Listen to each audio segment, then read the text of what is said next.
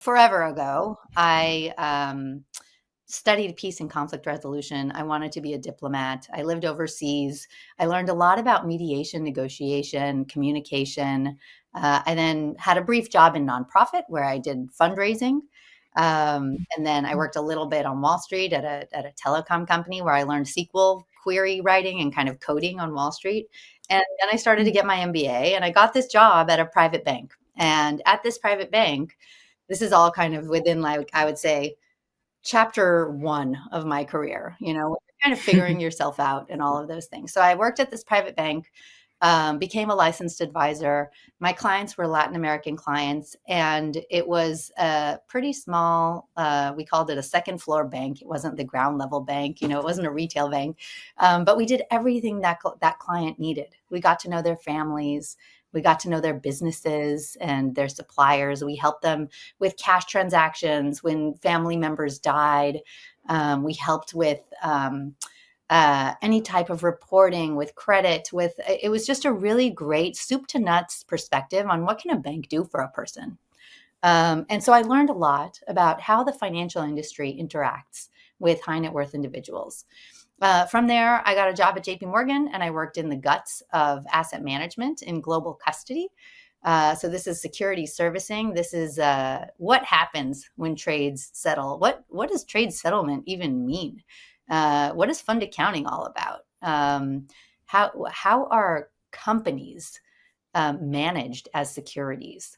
And what does that look like in the wrapper of whatever portfolio it's in, whether it is a mutual fund or a pension fund or a sovereign wealth fund.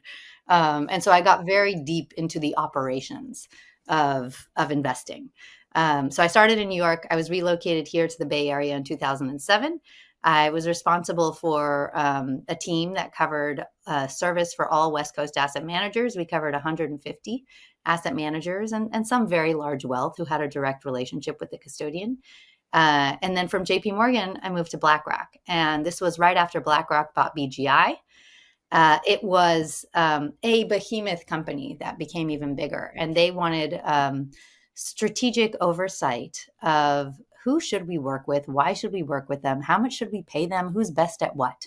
And so really thinking across all of BlackRock's asset classes and regions of the world, it was a very strategic role. And then from BlackRock, I got very involved in nonprofit work and wanted more impact in my life and wanted to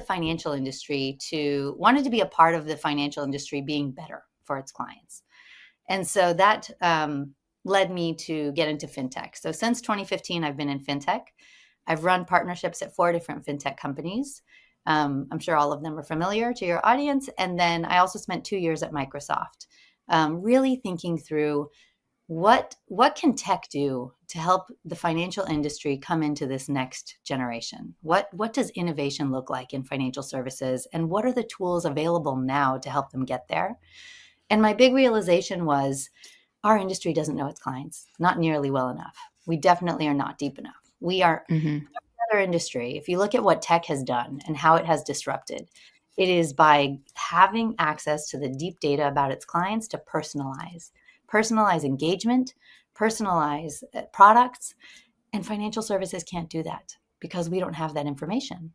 And so you have a whole bunch of companies right now that are popping up and springing up to guess that information.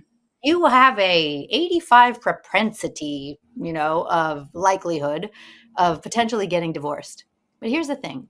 If you say something like that to your client and it was a guess and you were wrong, you've just totally impacted the trust that you've built with that person. Our industry is built on trust. And so what I launched Knomee to do was to gather this data, but to incentivize somebody to want to share it with you. They should share it with you because you are building a relationship of trust. And when they tell it to you, you are helping them in that trusted relationship, as opposed to kind of spying on them in order to help them with information, with something that they never told you about in the first place.